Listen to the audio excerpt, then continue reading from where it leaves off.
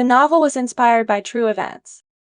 There could be actually a lot more victims of this kind of dating marriage practices. Please read other novels by artist TMT Belsey inspired on true events.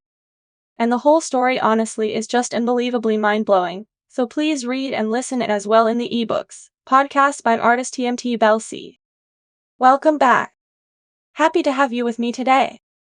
And if you're new, then welcome. Be sure to subscribe. Today, we are going to be talking about the Idaho student murders. I'm sure most of you, if not all of you, if you're interested in true crime, have been following this case or have at least heard of it. I have to say, this is probably the most requested case I've ever seen. I think probably all of us who have been following this have been kind of rocked by it because it is just so brutal and unimaginable. I wanted to start out today really talking about the victims and giving you an idea of who these four young, wonderful people. Katie. Let's start with Katie, or Kate as her family called her. She was born on May 25, 2001, in Eugene, Oregon. She was an only child to her parents, Dan and Lauren, who moved their family to Coeur d'Alene, Idaho, when she was just a few years old. Despite her parents getting divorced, Katie had a very full and loving childhood. People who knew her say that she had a huge sense of humor and could make anyone laugh and smile.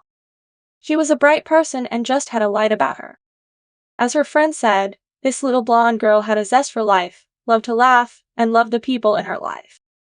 Katie and her friends loved making TikTok videos, and her sense of humor can really be seen in these types of videos that she posted. Just looking at her, you can feel a sense of lightness and warmth that she carried in this world. I'd also read that her loved ones knew to never let her get hungry because she would get hangry, and I thought that was really relatable and funny. Beyond just being a good person, a good friend, a good daughter, she was also incredibly smart. She was a great student and attended middle school at Coeur d'Alene Charter Academy, where she met her best friend Maylee Gonzalez. These two were incredibly close, and when they were younger, they actually wrote a letter to their parents convincing them to go to high school together. They wanted to go to Lake City High School, and they were able to. Really, these two were more than best friends. They were practically inseparable, and it's almost impossible to talk about one without talking about the other.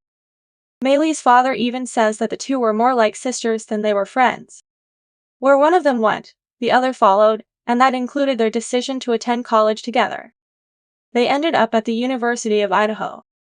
Now, Katie was extremely focused when it came to her future. She took her academics very seriously, and while attending the University of Idaho, she majored in marketing and made the list every semester. She also got involved in Greek life, which is pretty big on this campus, and she joined Pi Beta Phi sorority. Not only was she balancing academics and Greek life, but she also had a boyfriend named Justin and worked part-time at a restaurant called Mad Greek. So she had a lot going on in her life between school, extracurricular activities, work, and all the friendships that she had. But she still managed to enjoy being a 21-year-old in college.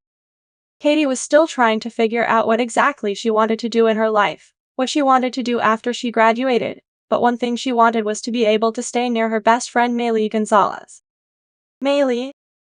So now let's talk about Maylee J. Gonzalez. She was born on June 8, 2001, to her parents Pete and Misty and was raised in Rathdrum, Idaho. She was the middle child of 5 siblings and was a bit of a spitfire from the beginning. Her father described her as the memory maker and planner of the family. They said that if they were going to take a week-long trip, Maylee would make sure it was filled with adventures and stories to tell. She was very authentic and social, and loved fashion. She worked hard to buy herself the nicer things in life, and if she wanted something, she would be the one to work hard and get it rather than rely on someone else. Maylee was the middle child in her family, and her parents said that she fit in that role really well. She was tough but fair, and always tried to prove that girls could do anything boys could do. She was known for being a very loyal friend, someone that you definitely want to have in your corner. As I mentioned, she and Katie were practically inseparable. Maylee's father Steve said that Katie quickly became their 6th child. She was always around their house, whether that meant hanging out with Maylee or playing with Maylee's younger sisters. That was good for Katie too, especially because she was an only child. She really got that experience of siblings through being around Maylee's family a lot. They were just like yin and yang. It was nice because Maylee could come over to their house and then Katie would come to their house. Their houses were opposites. Like Maylee's house was empty and nice and quiet and peaceful so she could do her homework, but Katie wanted to come over here and play with their sisters. She was always good with the kids, so it really worked out to where it was just a natural fit.